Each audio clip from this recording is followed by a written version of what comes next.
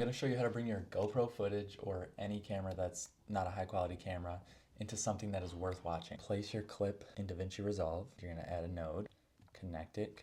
And what I like to do first always is my white balance. I'm going to label this white balance. You're going to go for your vector scope. You're going to go to your gain, and I want it to be on the warmer side, so I'm going to drag it to the orange and the yellow.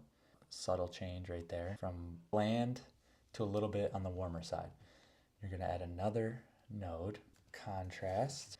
I like to bring this up a little bit, but you can scale it up and then scale it down to your liking. I like around there, before and after, huge. Then you're going to add another corrector node.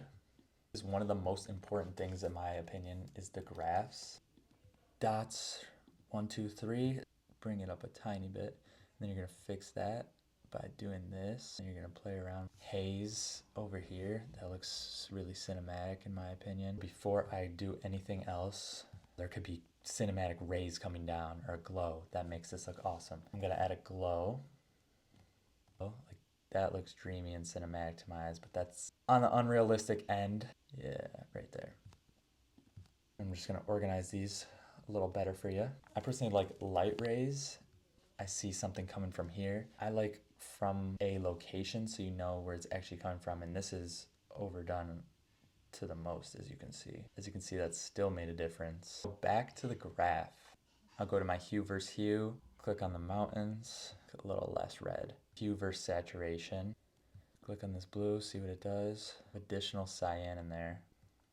Maybe a little bit of red.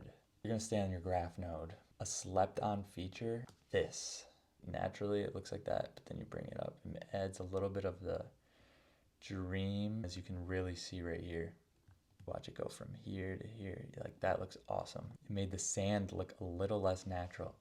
So what we're gonna do, I'm actually gonna go to the hue versus saturation, click this, bring it down. As you can see, it brought back the natural look of the sand from red to a little bit more white. Boom. I like it a little bit more on the warm side. Normal, edited. The rays personally need contrast themselves. A feature that is optional that I personally love is a vignette. For this right now, since there's not an actual like person or subject in there that you're trying to block out, I'm not gonna put it in there. This image is stunning, and it came from a GoPro 11 actually. Now I have a GoPro 13. For the people out there that don't have thousands of dollars to spend on a camera, I understand. If you can master learning how to make a lower budget camera look really good, you're only setting yourself up for success in the future. An easy GoPro color grade in only a few steps.